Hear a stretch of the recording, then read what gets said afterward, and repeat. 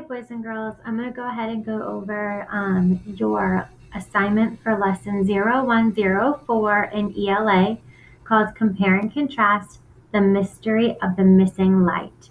So we're going to start by going into your language arts course.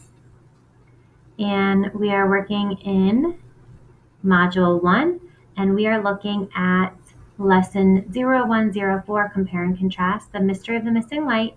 Notice the blank page icon. That is the lesson that you need to go through. The icon with the page with the text box is where you're going to submit your work. So we're going to start by going into the lesson. You're going to want to make sure that you go through each of these pages in your lesson very carefully, completing every activity in the lesson. That is very important to make sure that you complete each of the activities within this lesson. There are going to be activities that help you with your assignment, and there are also going to be activities that help you with a future assignment. So you want to make sure that you complete all activities within the lesson. So for your assignment that you're going to be turning in for me or to me, you're going to go to, after you go through all of the pages of the lesson, on the last page, you'll come across what your assignment is. It says it's time to show what you know. Submit the compare and contrast graphic organizer you created and completed for the settings, characters, and events of the mystery of the missing light to your instructor. Now, this assignment is completed during the lesson. So once you get to page 10, if you're doing the lesson correctly, you'll already have your assignment done because it's an activity within the lesson. I'm going to show you where this activity starts. If you go to page 4, it's titled Dare to Compare, and this is where you start your instruction on comparing and contrasting. It gives you examples from the story, The Mystery of the Creepy Creatures, that you've read in a previous lesson. It goes through how to compare and contrast the setting, the characters, and the events, where the story took place, who is in the story, and the events would be what happened in the story. So it's going to give you examples of questions you can ask yourself as you're comparing and contrasting. This is just an example, boys and girls. So page 4 of this lesson goes through examples of how to compare and contrast. So you're going to want to make sure that you go through this page carefully because it's going to prepare you for your assignment, which is on the 5th page. Page 5 is where you come across your next text, The Mystery of the Missing Light. You're going to read all of this content. This is going to help guide you with comparing and contrasting. And then in the middle of the lesson, you'll come across the story, The Mystery of the Missing Light.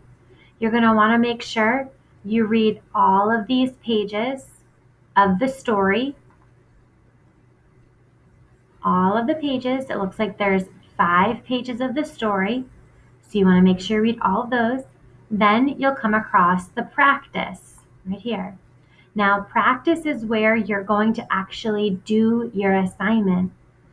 The compare and contrast graphic organizer is what you're going to be turning in at the end of this lesson. So it talks to you and tells you what you need to do. You're going to create a compare and contrast graphic organizer in your interactive notebook. This is just your regular notebook for ELA. Then use details from the story and organize the evidence you find into similarities and differences for the elements.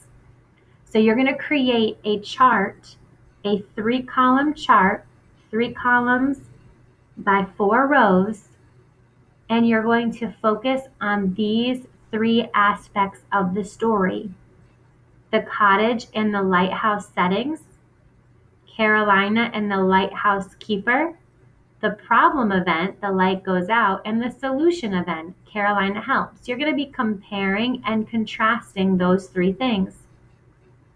And then it gives you steps of what you need to do. Step 1, create a similar chart in your interactive notebook. They are giving you, if you scroll down to the bottom, they are giving you an example chart. You're going to copy the outline of this chart, not the information in it, because that's information for a different story, but this is how you would set your chart up. Your top part would be similarities and differences, and then the part on the side here on the far left is going to be for your settings. So your settings, instead of saying beach before and after oil spill, your settings will be right here, the cottage and the lighthouse settings. Characters, you're not going to write Carolina and the loud man, you're going to write Carolina and the lighthouse keeper, because we are comparing and contrasting from the story of the mystery of the missing light. And then for events, you're not going to write what's in this chart. You're going to write the problem event, the light goes out, and the solution event, Carolina helps. So you're going to recreate this chart that's at the bottom of your page, but you're going to be using the information that is given to you at these blue arrows. This chart down below is just showing you how to set up your graphic organizer. You're going to fill your graphic organizer from reading the story, The Mystery of the Missing Light. This information that you're focusing on with these blue arrows is all going to come from The Mystery of the Missing Light. You're going to answer those 3 questions in your interactive notebook using the evidence from the text, The Mystery of the Missing Light. So you're going to answer these questions about the setting, the characters, and the events by using the text and using evidence from the text to complete the chart for similarities and differences. Okay, so again, this chart below is just an example to help guide you on how to set up your graphic organizer. You're going to complete your graphic organizer using the text, The Mystery of the Missing Light, and you're going to focus on these 3 blue arrows, your setting, your characters, and the events. When you are done with this assignment, okay, and again, the assignment is here at the end. This is just telling you what your assignment is. By the time you get to this last page, your assignment should already be completed because you're doing it on page 5. When you are done, you're going to click on the next activity tab. That'll take you to the submissions page. To submit your work, you will have a blue plus button in the bottom right-hand corner where you can click on it and attach your work. If you have any questions, feel free to reach out.